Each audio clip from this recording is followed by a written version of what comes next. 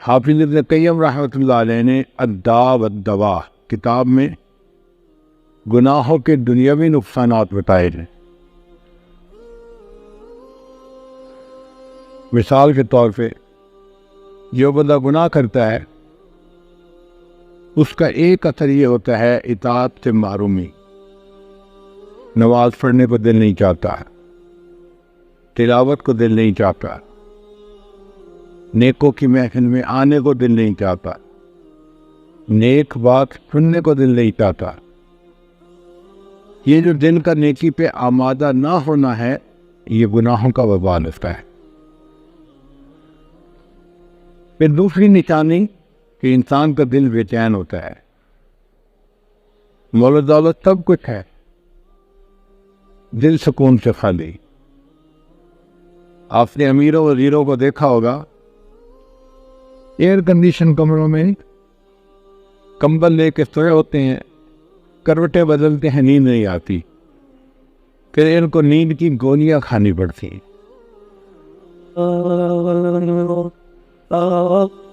ایک نشانی گناہوں کی یہ بھی ہے کہ زندگی میں برکت ختم ہو جاتی، نہ مال میں برکت، گھر کے جتنے لوگ ہیں اتنے کمانے والے، مرد بھی کماتے ہیں عورتیں بھی کماتی ہیں، خرچے پورے نہیں ہوتے، نہ وقت میں برکت ہے۔ صبح اٹھتے ہیں کہ آج ہم یہ کام ختم کر دکھائیں گے، شام پتہ چلتا ہے کہ کوئی کام بھی مکمل نہیں ہوا، صحت میں سے برکت نکل جاتی ہے۔ 18 سال کا نوجوان بچہ ہے اور اس کو دل کی بیماری، حضرت بیٹھا ہوا میں کھڑا ہوتا ہوں میری آنکھوں میں اندھیرا آ جاتا ہے۔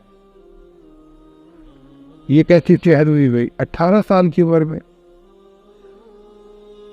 بعض نوجوان 20-22 سال کے ہوتے ہیں، جوڑوں میں درد ہوتا ہے۔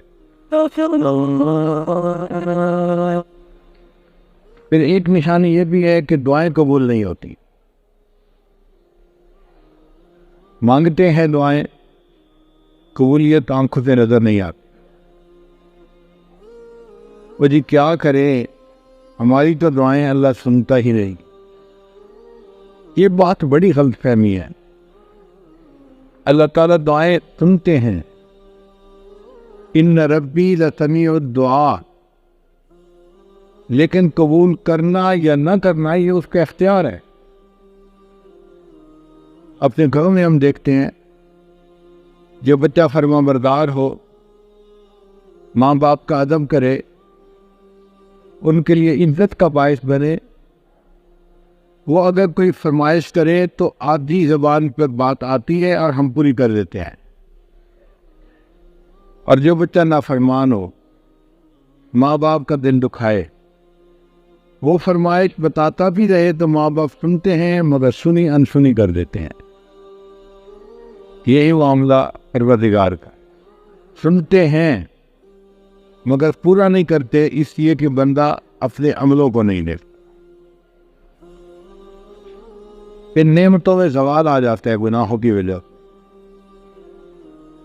حضرت ایک وقت تھا لوگوں سے لاکھوں لینے تھے، آج ایک وقت ہے کہ لوگوں کو لاکھوں دینے ہیں۔ جی جو پروردگار نعمتیں دینا جانتا ہے وہ پروردگار نعمتیں واپس لینا بھی جانتا ہے۔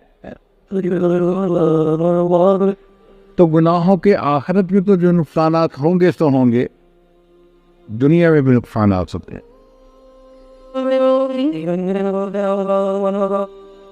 کام ادھورے ہوتے رہ جاتے ہیں۔ حضرت بس میری نیند ہوتے رہ جاتی ہے۔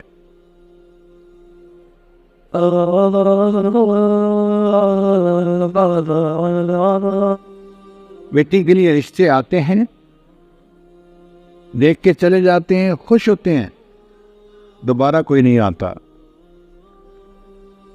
دل بہت پریشان ہے۔ یہ جو کام ادھورے رہ جاتے ہیں یہ گناہوں کا وبال ہوتا ہے۔ اب ان تمام برے اثرات سے بچنے کا کیا طریقہ ہے؟ ہم اپنے گناہوں سے سچی توبہ، یا ایھا الذین آمنوا، اے ایمان والو، توبوا الی اللہ توبۃ نصوحا، تم اللہ کے سامنے سچی توبہ کرو۔ آپ نے توبہ کے فضائل کے اوپر تو بہت بیان سنے ہوں گے، توبہ کے فوائد کے اوپر بھی بیان سنے ہوں گے، لیکن ایک نقطہ ایسا ہے کہ جو توجہ طلب ہے کہ جب کوئی بندہ توبہ کرنے لگتا ہے،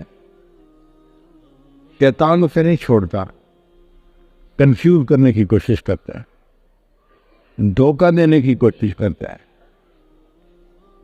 وہ بدبخت دشمن اس وقت بھی پیچھے لگا ہوتا ہے۔ تو توبہ کرتے وقت جو معاملات پیش آتے ہیں، اس عنوان سے تفصیل نہیں سنی ہوگی۔ آج کی گفتگو اسی نقطے پر ہے کہ توبہ کرنے والے بندے کو کیا کرنا چاہیے۔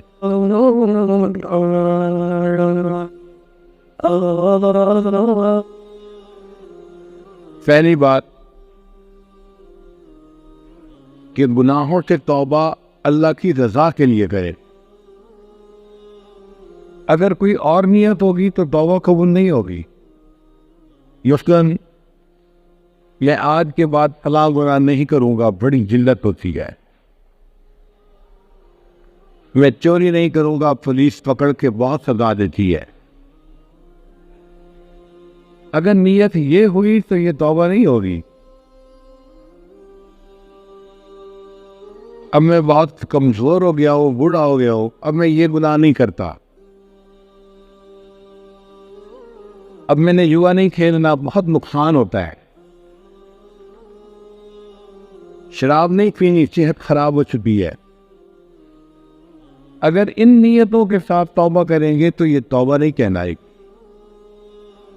توبہ میں نیت خالص ہو کہ اللہ کے ڈر کی وجہ سے، اللہ کے ادب کی وجہ سے، حکم کی وجہ سے انسان گناہ کو چھوڑے، کہ میرے مالک کا حکم ہے، میں اس حکم کی وجہ سے اس گناہ کو چھوڑ رہا ہے، تب یہ توبہ کہلائے گی۔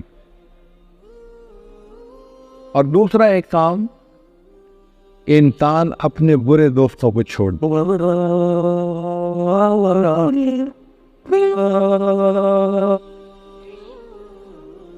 امام غزالی رحمۃ اللہ علیہ نے اپنی کتاب میں لکھا ہے، یار بد مارے بد سے بھی زیادہ برا۔ مارے بد فارسی میں کہتے ہیں زہریلے سانپ کو، کہ جو برا دوست ہوتا ہے وہ زہریلے سانپ سے بھی زیادہ برا ہوتا ہے۔ وہ کیوں؟ سانپ ڈستا ہے، انسان کی جان چلی جاتی ہے، برا دوست ڈستا ہے، انسان کا ایمان چلا جاتا ہے۔ تو برا دوست زہریلے سانپ سے بھی زیادہ برا۔ پھر انہوں نے آگے ایک بات لکھی جس سے مجھے بہت حیران کیا، کہ یار بد شیطان سے بھی زیادہ برا۔ تو ذہن میں میرے خیال آیا کہ برا دوست ایک فاسق و فاجر مسلمان ہو سکتا ہے، تو کلمہ گو آدمی شیطان سے برا کیسے بن گیا؟ جتنا بھی برا ہو وہ مومن تو ہے نا، کلمہ تو پڑھا ہے، تو شیطان سے برا کیسے؟ مگر امام صاحب نے آگے تفصیل لکھی، وہ فرماتے ہیں کہ شیطان ہمارا دشمن ہے، ہمارے ذہنوں میں فقط گناہ کا خیال ڈالتا ہے، ہم مجبور نہیں ہوتے اس پر عمل کرنے کے لیے، چاہے تو عمل کریں، چاہے تو اس کو ذہن سے جھٹک کے نکال دیں، یہ ہمارا اختیار ہے۔ آپ کو کسی برے دوست کے میسج بھیجا، پڑھنا نہ پڑھنا آپ کا اختیار ہے۔ جب آپ کو پتہ ہے یہ برا انسان ہے تو اس کے میسج کو آپ کیوں پڑھتے ہیں؟ ڈیلیٹ کریں۔ تو شیطان فقط گناہ کرنے کا میسج دل میں ڈالتا ہے، عمل کرنا نہ کرنا بندے کا اپنا معاملہ ہے۔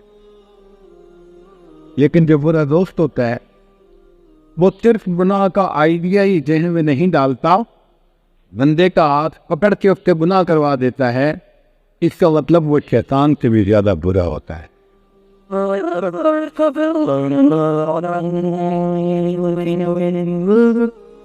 بعض لوگ کہتے ہیں یہ میں ان کی محفل میں جاتا ہوں، میں برا کام نہیں کرتا، آج نہیں کر رہے تو کل کریں گے، ماحول کا اثر ہوتا ہے۔ اگر گندی نالی کے اندر کوئی ہیرا پڑا ہو اور آپ اس کو وہیں پہ پائپ لگا کے صاف کرنے کی کوشش کریں تو وہ ہیرا بہت ہی صاف نہیں ہوگا۔ آپ اس کو گندی نالی سے نکالیں، ایک چلو پانی ڈالیں گے تو وہ صاف پاک ہو جائے گا۔ اسی طرح گناہوں کے ماحول سے نکلے بغیر انسان ٹھیک نہیں ہو سکتا۔ جیسے ہی ان دوستوں کو چھوڑے گا، تھوڑی سی وعظ و نصیحت سنے گا، سچی توبہ نصیب ہو جائے گی اور گناہوں سے پاک ہو جائے گا۔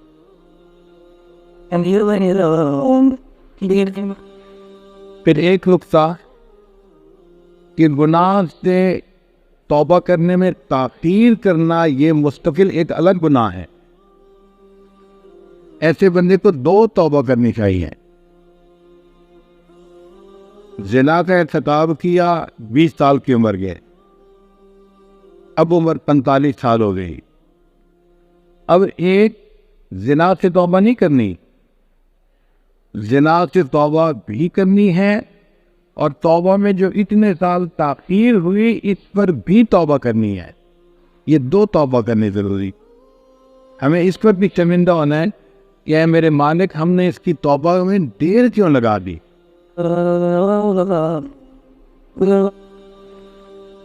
پھر حرام اور ممنوع اشیاء کو تلف کرنا بھی ضروری۔ اگر فوٹو البم بنائی ہوئی ہے اس کو پھاڑ دے، آگ لگا دے۔ سیل فون میں پکچر رکھی ہوئی ہیں، سب کو ڈیلیٹ کر دے۔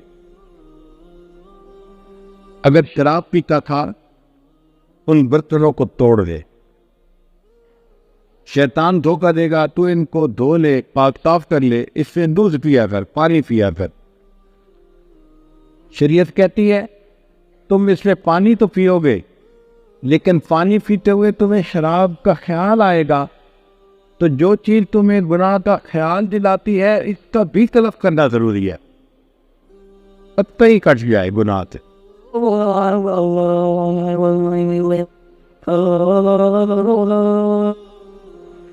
پھر حرام مال سے پرورش پانے والے بدن کو نیک کام میں لگائے۔ سود کا مال تھا، رشوت کا مال تھا، ملاوٹ کا کمایا ہوا مال تھا، یا دھوکہ دے کے مال کمایا تھا، تو مشتبہ مال سے جو بدن نے پرورش پائی، اب اس بدن کو نیک کام میں لگائے۔ علم پڑھے، ذکر کرے، دعوت و تبلیغ کے کام میں وقت لگائے۔ اس بدن کو اللہ کے دین میں جو ہے استعمال کرے گا، توبہ قبول ہو جائے گی۔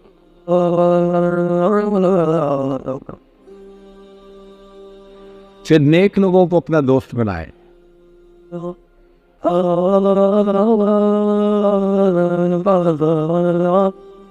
نیکوں کے ساتھ لگنے سے انسان کے اندر نیکی کا شوق پیدا ہوتا ہے۔ المرء علی دین خلیلہ فلینظر احدکم من یخالط۔ ہمارے علاقائی زبان میں ایک آدمی سنگترے بیچ رہا تھا، آواز لگاتا کہہ رہا تھا چنگے سنگترے، چنگے سنگترے۔ چنگے کہتے ہیں اچھے کو، کہ بھئی اچھی کوالٹی کے سنگترے۔ ایک اللہ والے نے اس کی صدا سنی اور اس کی تو حالت ہی عجیب ہو گئی، اللہ اللہ اللہ اللہ اللہ۔ مریضوں نے پوچھا حضرت کیا ہوا ہے؟ فرمایا سنو تو صحیح، وہ کتنی اعلیٰ بات کر رہا ہے۔